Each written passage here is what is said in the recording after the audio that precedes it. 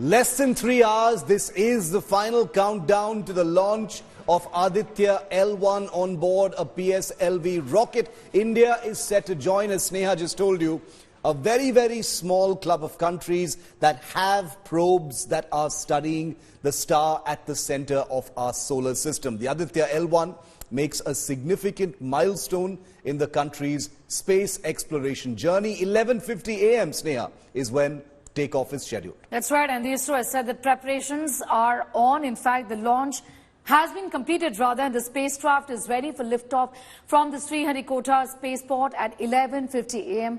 Aditya L1 is a pioneering mission dedicated to studying the sun. The spacecraft will be placed in a halo orbit around the Lagrangian point 1, which is the L1 point of the Sun-Earth system, approximately 1.5 million kilometers from the Earth.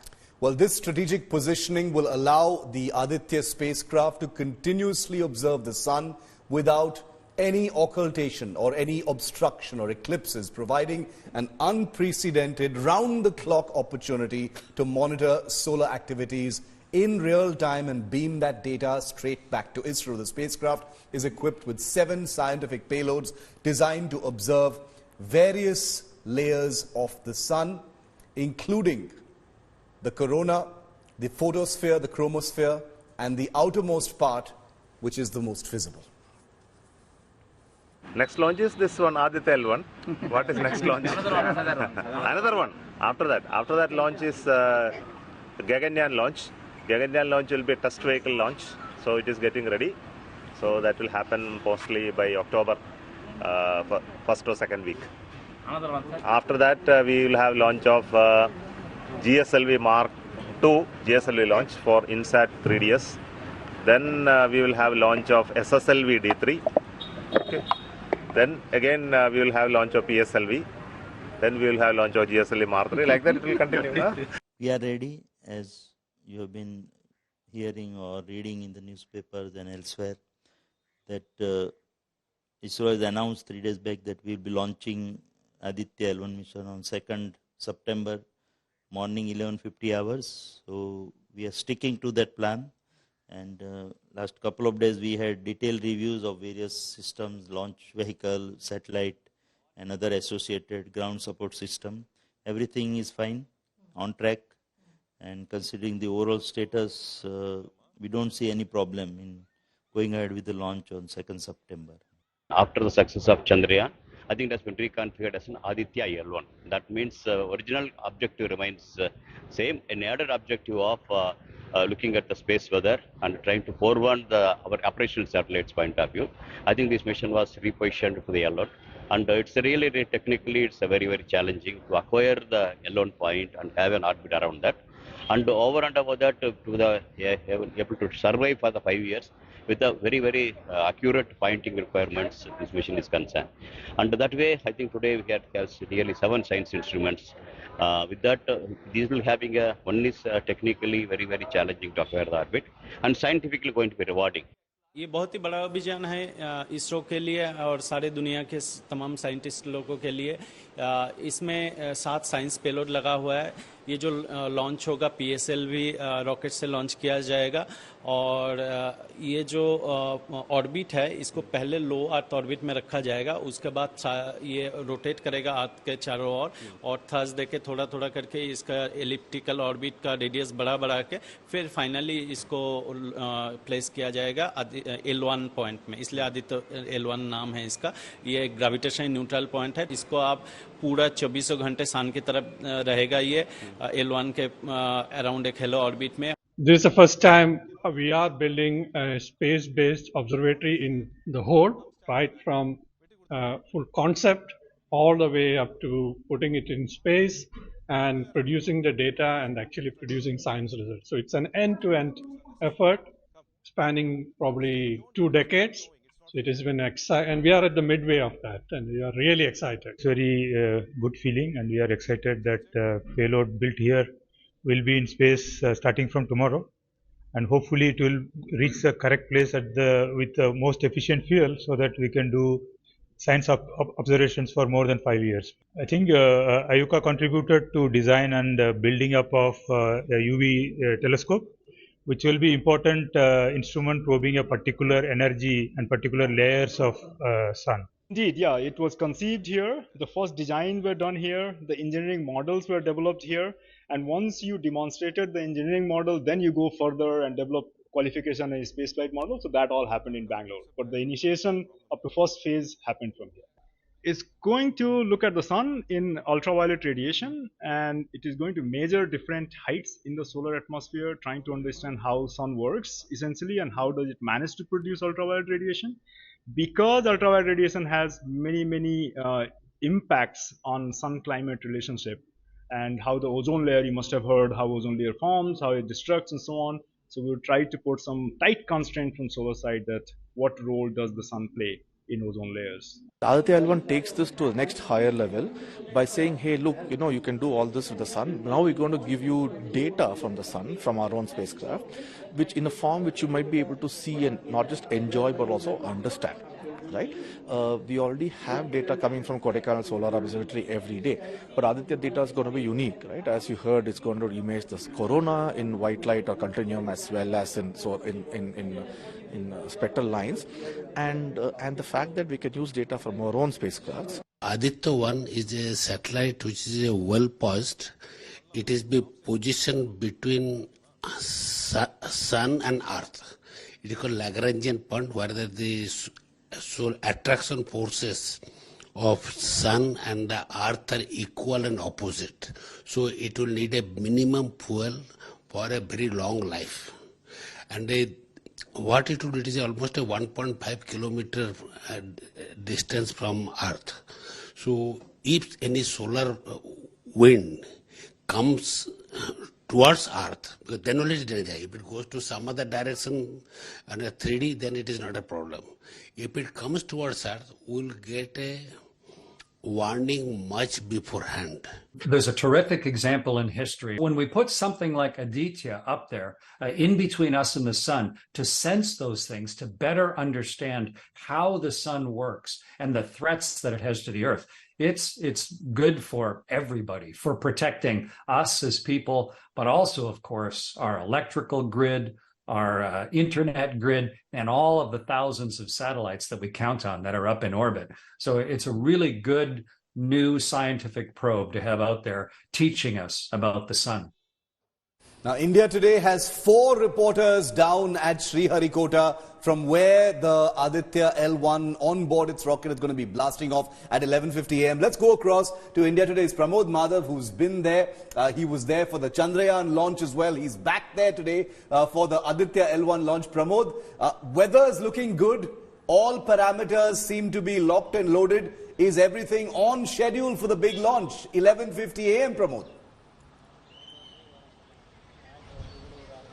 It absolutely is. In fact, this seems to be one of the best places for me on Earth because I can always see these models behind me. We have the PSLV XL6, the GSLV, the first one, and the second one as well. On the right corner that you see, that's the PSLV that's going to carry Aditya L1. In fact, we are calling it as the XL version because it's going to have all 6 solid boosters on it. It's a 4-stage rocket, and this particular Aditya L1 is pretty challenging, but it's one of the very important one because it's going to be a dedicated space observatory satellite, a spacecraft that's going to travel on an interplanetary highway. That's how they are calling this distance, that it's going to go through that 1.5 million, 15 lakh kilometers. And this particular area, this is going to be a point called as Lagrange point, where this imaginary point, this satellite is going to go around. The weather seems to be very clear. We have clear skies, and we're hopeful that we can see the rocket all the way as it soars up to the sky ship.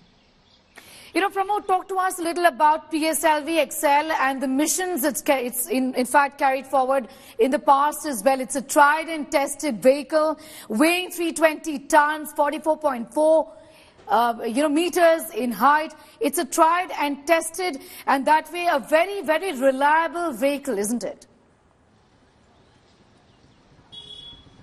It absolutely is. In fact, the Polar Satellite Launch Vehicle, this one is called the C-57 because so far 59 missions PSLV has been used, of which 2 were not completely successful. The rest were completely successful, and this itself is a huge ratio, and that's why we call it as the workhorse. And this particular rocket, when we spoke to the director of ISRO earlier, he stated that this is one of the largest payload PSLV is going to carry, almost 1.48 tons. That's going to be the payload of this PSLV XL, and everybody here are extremely excited because not much such satellites with this much ambition is being like any country is not going flying such rocket except for the first world countries and so far. And the very important aspect here is that this particular satellite Aditya L1 had to be kept in an extremely clear environment because its sensors are it has to be kept very accurate. So the dust particles were completely kept at zero. In fact, the director said it was almost like 1 in 1 million ppm, and not just that. For this, they use techniques like nitrogen purging, which is like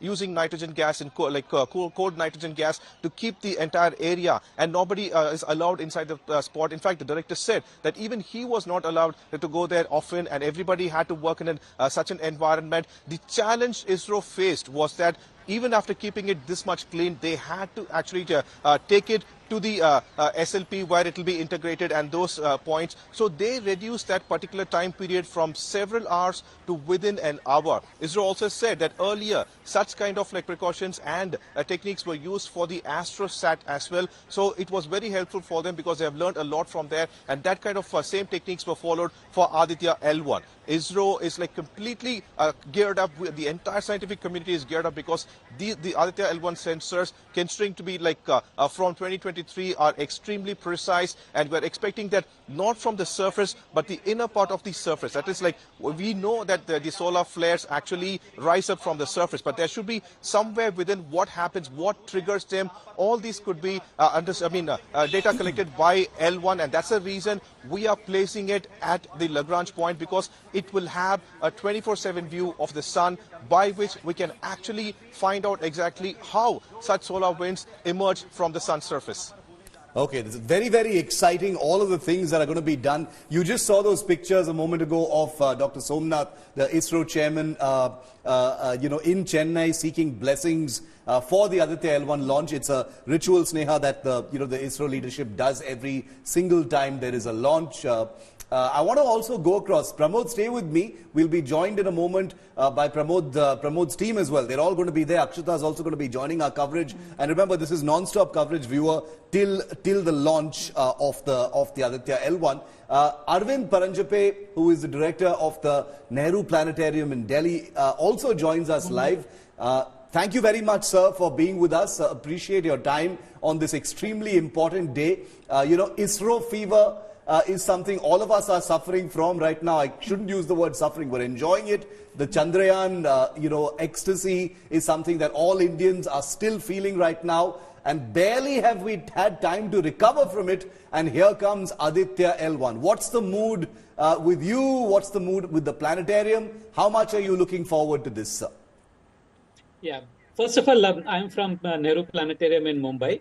Well, when the Chandrayaan 3 landed, I was in US at that time, and then it was early in the morning, and I was quite very excited, and I was watching what was happening in Mumbai and your TV channels. As far as this Aditya mission is concerned, it is very close to our heart, because and close to my heart too, because I worked at IUCA, and the scientists participating in this mission, Professor Ram Prakash and Durgesh Tripathi and all these people. So I have seen them working, and it's a very exciting feeling for me. And I'm also, as the news has been coming, I'm also very eagerly waiting for a successful launch. What we all feel is that, like any other, you have also your reporters have said that like any other launch from ISRO, this is going to be successful. There is no doubt about it. And then it will take about 4 months or something like towards January, when the satellite will reach the Lagrangian point L1. And just to make it clarified that Lagrangian point L1, what it is that the gravity of the sun and gravity of the earth, which are pulling each other, because gravity is an attractive force. So where the gravity of both these bodies becomes nearly the same, those are the points called the Lagrange points. There are 5 Lagrange points like that. So the satellite will be placed around an orbit, or sort of orbit around that particular point. So we are very excitedly waiting for it. And Ram Prakash has done a fantastic job of building this. Ram Prakash and his team, fantastic job of building this particular thing. Now, this suit, what they call it, that is Solar Ultraviolet Imaging Telescope, has 7 filters. And through 7 filters, they will be observing the sun continuously.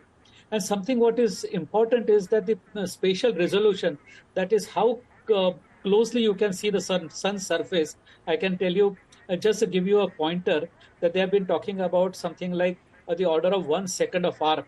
And what 1 second of arc means, that if you take 20 mm or 25 paise coin and keep it at 2 kilometers away from you, then the telescope or resolution can be seen from one end of the coin to the other. So that kind of a beautiful resolution, very high resolution images we will get.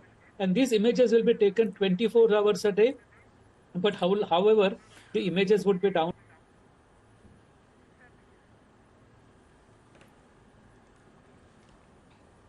I'm sorry, seem to have lost. Okay. I think Mr. Paranjape, I think we've just lost that link with you. We'll come back to you in just a moment because the Aditya L1 is a very, very ambitious mission, Sneha. We'll just go back to our guest. Akshita is also going to be joining us in just a moment. But like you were telling us, Sneha, small club of countries that India is going to be joining. Absolutely. Again, just 4 countries, in fact, 3 countries have made it. It's NASA, essentially, the Japanese Space Agency, JAXA, and EU Space Agency, ESA, who have, in fact, carried out successfully solar missions, 9 in totality. Indian Space Agency, ISRO, is going to be joining the constellations, essentially, to understand the solar system and its impact on planets, especially Earth. And that's what makes this mission all the more special. Aditya means the sun, and L1 is a point between Earth and Sun that offers an uninterrupted view of the closest star of our galaxy, hence the nomenclature of the latest ISRO project.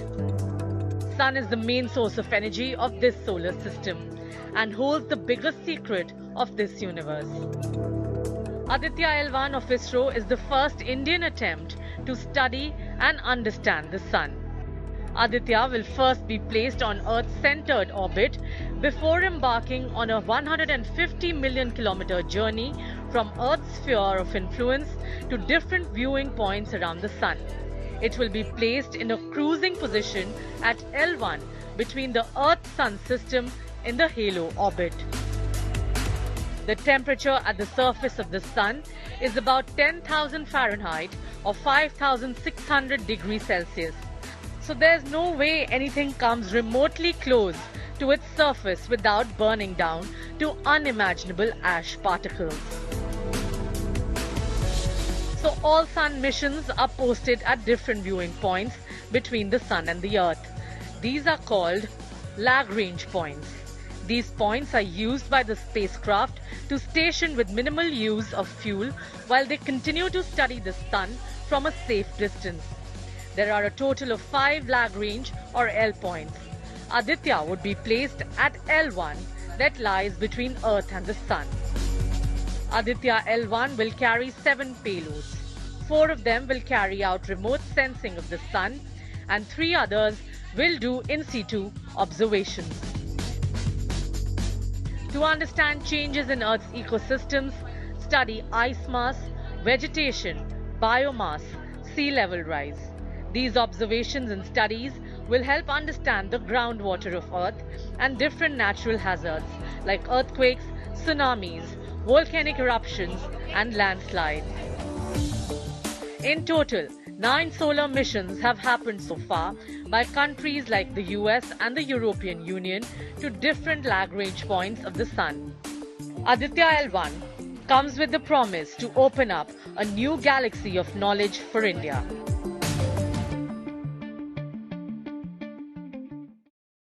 So let me just break down for you what the main objectives of the Aditya L1 launch are. We'll come to the cost and how amazingly cost effective it is in just a moment. But these are basically the mission objectives. Number one, to study the sun's atmosphere and its interaction with solar wind. This is main objective number one. Remember that the spacecraft will be in a halo orbit at the Lagrange point 1, which is 1.5 billion kilometers from the Earth. Number two, to study the super high temperatures of the solar corona. That's the outer layer of the sun. The most visible part of the sun, called the corona, is going to be studied by the Aditya L1. Objective number three is going to be to study dynamics of the solar system. Remember, there is a great deal that is not understood in terms of the relationship between the sun and, very broadly speaking, all other parts of the solar system. There have been missions before Aditya L1, but this ISRO space probe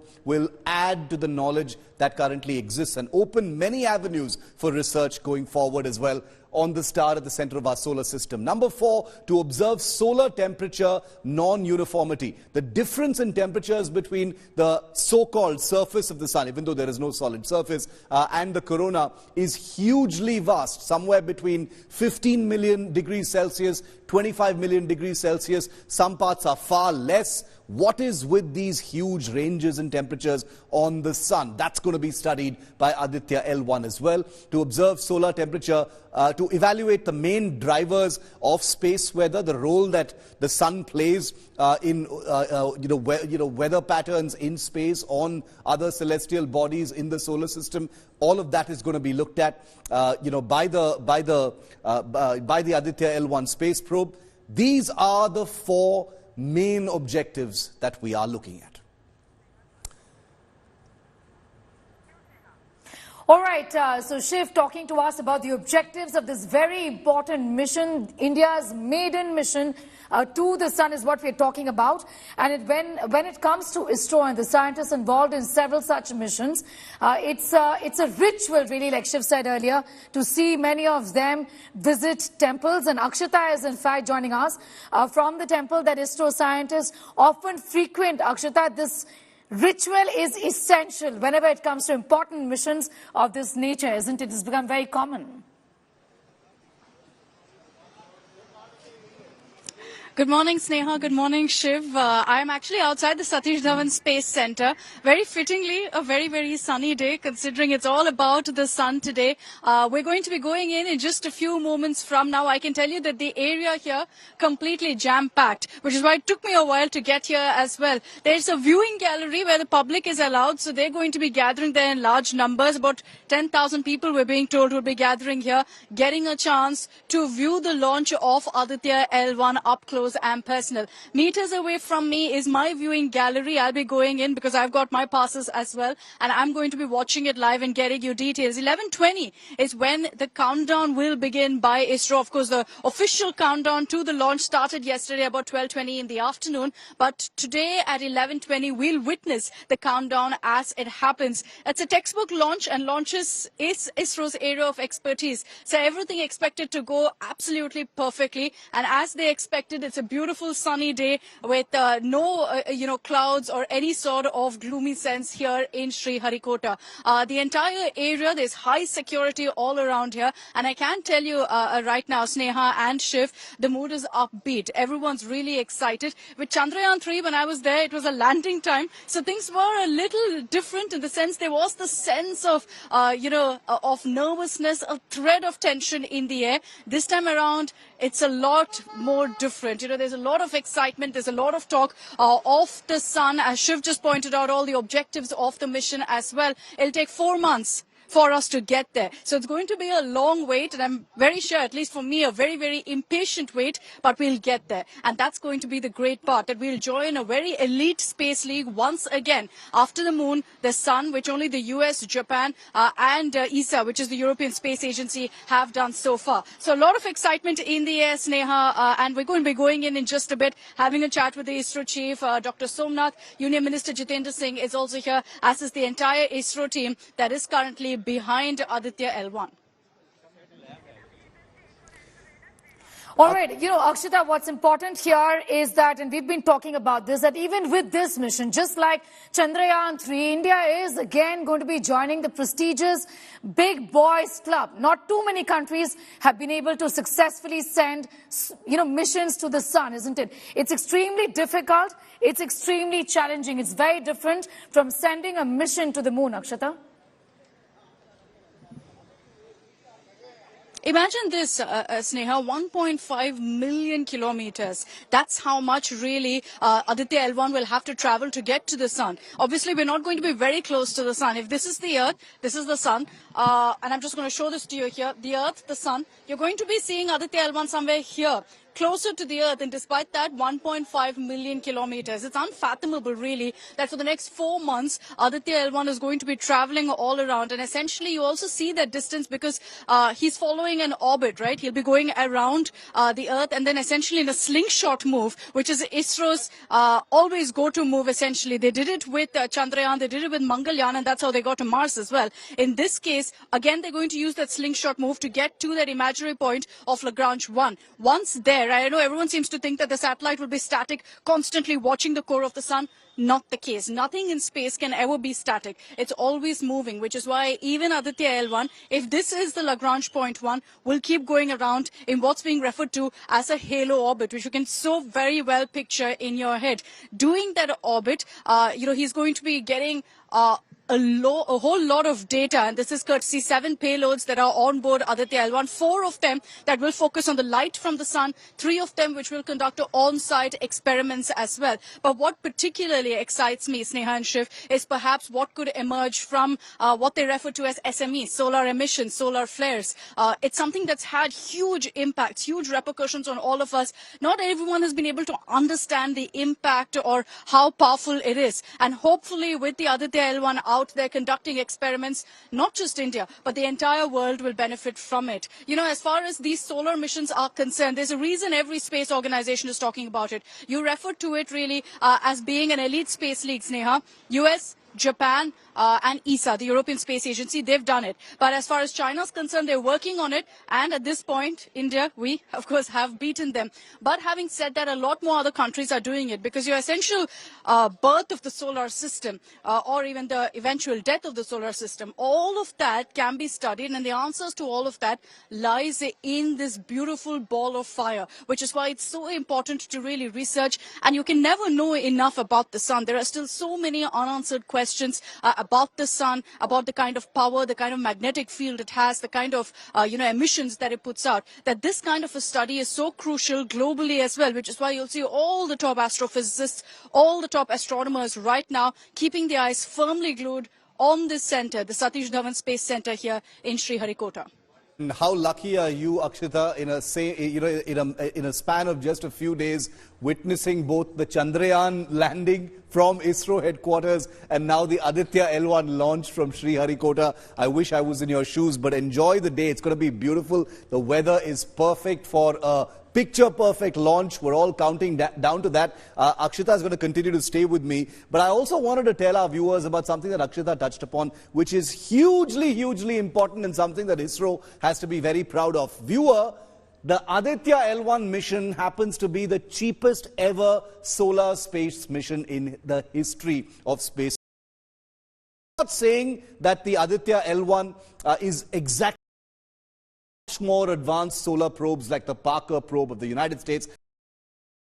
Of numbers, let's look at some of these comparisons. The Aditya cost $45 million. That's the cost.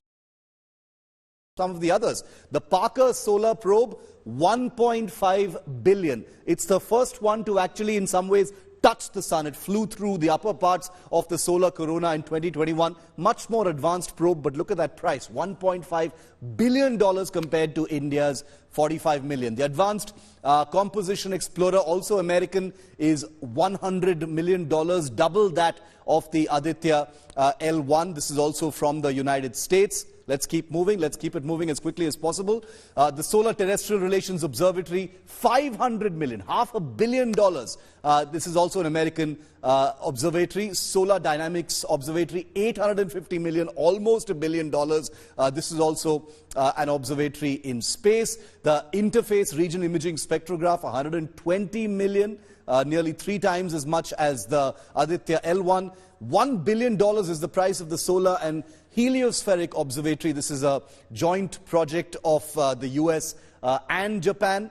You've also got the European Proba 3, which costs about $120 million. So these are, just to give you a perspective on what these cost. The Chinese one, which is in process right now, called the ASOS, costs $126 million. So once again, not to say, Akshita, that the Aditya L1, which is India's first ever solar mission, is the same in all respects or comparable, technologically or otherwise to, space agencies like the Europe and US, which have been exploring the sun for a long time. But 45 million is crazy. That's a lot of money if you look at it wholly. But in space science, space exploration, and a time of shrinking budgets, $45 million is a throwaway price for a sun mission. And I don't think any other space agency can do what we've managed to do, Shiv, in that sense. Double digits, right? And every other country that you refer to is in triple digits, millions and billions that we're referring to. And it gives you a sense of how our ISRO scientists manage to pull off the seemingly impossible every single time. When I spoke to Dr. K. Sivan about this and asked him what really ensures this, because I know that the ISRO chief refused to give us those details. He said, this is a secret that I'm not willing to give. But I did manage to pull out some details from Dr. Sivan, who told me that, look, the reason for this is because every single part, Shiv, every spec that you see on the Aditya L1 is made right here, is made in India. There's cooperation from different industries, there's cooperation from different sectors, and there are parts brought in from across India. But it's all from the country, and that makes a huge difference in costs. That's what our scientists have pulled off. And you have to remark on how they've managed to do this by ensuring they pull in all possible resources to find out a specialist of every single sector, pull them in, work for the last many years on a specific customized payload that you need is no small feat. So I think, a word of appreciation for not just our scientists, but all of the technicians, Shiv, who very often go unrecognized when we talk about these kind of missions. They've been putting in the work. They've been working day in and day out. Even in the case of Chandrayaan 3, I remember when I was reading about the Pragyan rover, and recently you had ISRO also putting out all of those videos of the spectrometer and how it was conducting all of these on-site experiments. It was actually built by a center in Gujarat, in Ahmedabad. So ISRO has several such tie-ups, which is what helps in ensuring that the costs come down, but efficiency, effectiveness, that doesn't come down whatsoever, which is what makes these kind of projects so amazing. And you were right, Shiv, in saying that, in less than 10 days, we're talking about another mission. Now, in another 10 days, in about 20 days, I'd say, you're going to be seeing the first test launch, at least of a part of Gaganyaan. So you can see that our ISRO scientists are constantly hard at work, figuring out one mission after the next. They're also working on a very ambitious mission to explore Venus. Again, a very, very elite group that's done it. So I'm very lucky, very privileged to be here, Shiv. But I will add to what you said earlier. Now, after what happened to Chandrayaan 3, I believe I have to be here because I do consider myself a bit of a lucky charm. You are our space correspondent from here on, Akshita, whether you like it or not. Any small or big launch that happens now, we're going to be sending you down there, and you're going to be our person on the ground bringing it all to us. Akshita is going to continue to stay with me because, like I said, Akshita, Neha, Kunal and Pramod are our 4 reporters in Sriharikota. They've got 4 separate cameras bringing you 4 separate angles of what's happening in ISRO, which we'll be going to live in just a moment. From the viewers gallery, you'll be able to see the scientists and also a beautiful panoramic view of the rocket itself when it takes off on the dot, scheduled for now at 11:50 a.m. Let me also tell you about the challenges and the pressures being faced by the Aditya L1 team. Remember, the sun is the source of most of our energy here on Earth, if not all, sitting millions and millions of miles away. When the sun is direct, like in summer, withstanding its heat is unbearable. We all know that. Imagine how hot it is to go relatively just a few million miles closer to it That in itself is an enormous challenge, because the closer you get to the sun, you have to see to believe how exponentially more difficult technologically it becomes, not just to observe, but just to exist.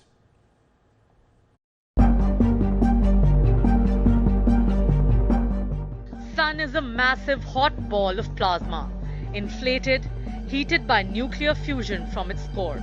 That's about 27 million degrees Fahrenheit or 15 million degrees Celsius hot. It's impossible to physically explore the sun, at least till now, as technology hasn't developed to tolerate that kind of heat without being consumed in flames. Yet it's important to know the closest star available in this solar system to learn more about planets, especially Earth and this galaxy, and what lies beyond. So the main challenge is to maintain a safe distance from the sun. Solar missions so far have all been stationed between different Lagrange points. Aditya L1, for example, is scheduled to be stationed at L1. It would roughly be 1.5 million kilometers away from Earth and 148.5 million kilometers away from the sun. The sun, during its own rotation, keeps throwing particles during solar storms. So there is a constant stream of charged particles that escape from the sun's atmosphere and spread across space. So the solar mission must be stationed at a point safely to conduct safe viewing without obstruction.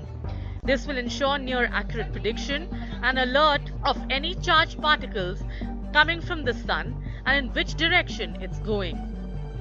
Next is the need to build a system that can withstand the heat even from a distance of those many million miles and yet remain functional. In effect, it means that while the exposed part of the spacecraft is heated beyond any human imagination, it has to be freezing cold from inside. It's a technical and engineering challenge to achieve. All of these functions will require high fuel efficiency, just like a car does in peak summer heat.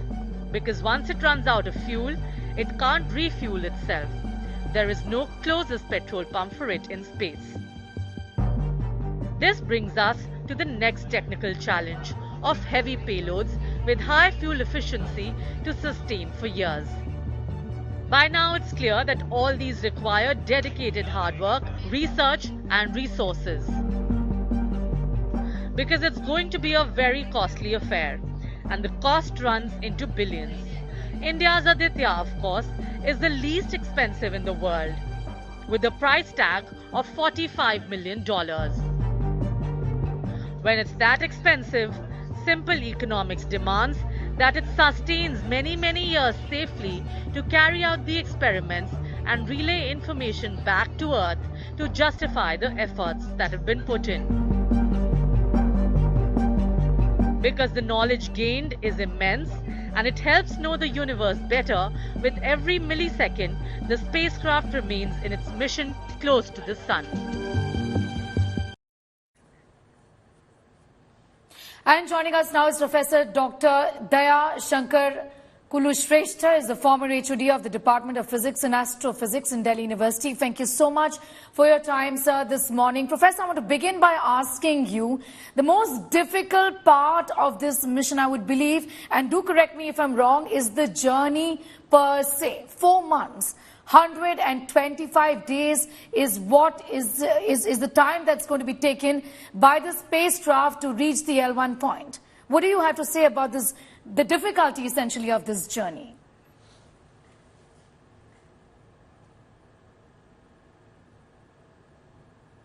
Hello? Yes, Professor. Hello? Okay, we'll go back to the professor in just a bit. We're going to try and correct that. I'm going to stick to Akshita right now. Let's get the guest off the screen. We'll go back to them once that's fixed, and let's stay with our reporters for the moment. Akshita, where is Dr. Somnath, the directors, etc.? Where are all of them right now? Are they, are they inside the center right now?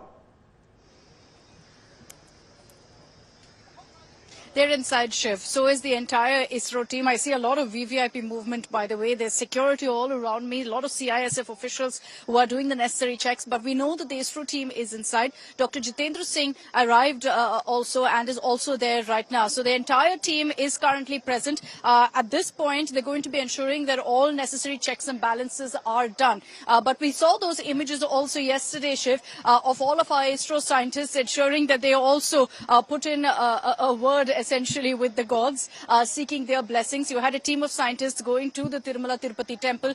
You had Dr. Somnath also visiting another temple in Tirupati, which is where he always goes. And they always submit a prototype, a model of the Aditya L1 and, of course, the PSLV, India's Bahubali, as he's referred to, who does all of that hard work and ensures that he really pumps Aditya L1 right into space and puts him in that orbit between the Earth and the Sun. So everything's in place as of now. And like I said, this is the part that ISRO is most confident of. This is their biggest strength, launches. They do it for other countries as well, Shiv, because that's how good we are at it. So this particular point is something that, yes, they will be very confident of. But having said that, the focus is also going to be on that 4-month journey. So you're going to have an ISRO team constantly 24/7 monitoring. Imagine this, Shiv. First you had Chandrayaan 3. They're still working with the rover on ensuring that everything's going smoothly with regards to the study of the moon. And at the same time, they're now working on the sun. Next 4 months is going to be occupied in that. At the same time, they're working on Gaganyaan, for which you're going to see the first test vehicle launch happening in just about 20 days from now. In the first week of October is what Dr. Somnath said. And then you have another mission, a mission to Venus also, which is being worked on. So they've got their hands full. Clearly, they're not complaining. They're continuing to work hard and, of course, bring us endless glory. ISRO runs at a very, very high tempo, very, very high motor, kind of motor that most, of us don't understand. I know that Akshita does because she spent so much time with ISRO. But the very fact that ISRO is able to juggle all of these missions, be able to monitor Chandrayaan 3, the active phase of which will be coming to an end soon, and then Aditya L1, and then Gaganyaan, and then perhaps another Mangalyaan to Mars. Akshita was talking about a mission to Venus as well. So this is a space organization that's able to not just tick all the boxes, but do it at an incredibly low cost compared to comparable space missions by other agencies like NASA and the European space agencies. In 7 decades of space exploration so far, sustained solar missions, however, are relatively a new phenomenon. It all started in this millennium itself. As India prepares for the Aditya L1, a quick overview of why space exploration needs to take such a close look at the sun.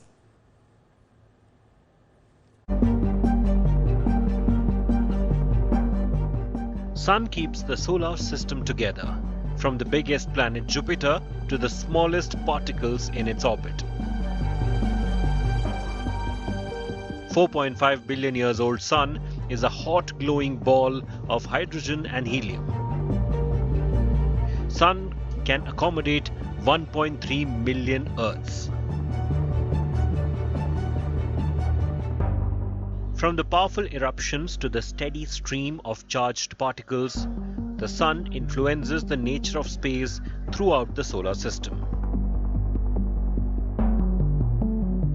Sun doesn't spin like, let's say, the Earth.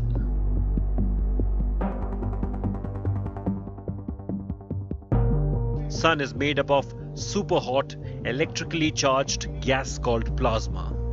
This plasma rotates at different speeds on different parts of the Sun. At its equator, the Sun completes one rotation in 25 Earth days. At its poles, the Sun rotates once on its axis every 36 Earth days. The temperature in the Sun's core is about 27 million degrees Fahrenheit, or 15 million degrees Celsius. It is so hot that it can sustain a nuclear fusion. This creates outward pressure that supports the star's gigantic mass, keeping it from collapsing. Above the Sun's surface are its thin chromosphere and the huge corona or the crown. This is where features such as solar prominences, flares and coronal mass ejections happen. Sun flares and coronal mass ejections are giant explosions of energy and particles that can reach Earth.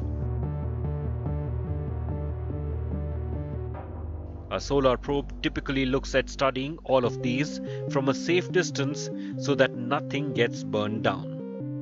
Solar probes are also carried out to predict successfully the flares and giant explosions that propel particles from it and can cause serious damage to any spacecraft. Center and has the capability to alter atmospheres of different planets, including Earth. Sun is a relatively younger star in our galaxy. Study of the Sun helps understanding other stars in the Milky Way and galaxies beyond. The various thermal and magnetic phenomena on the Sun are of extreme nature, so the Sun provides a good natural lab to understand those phenomena.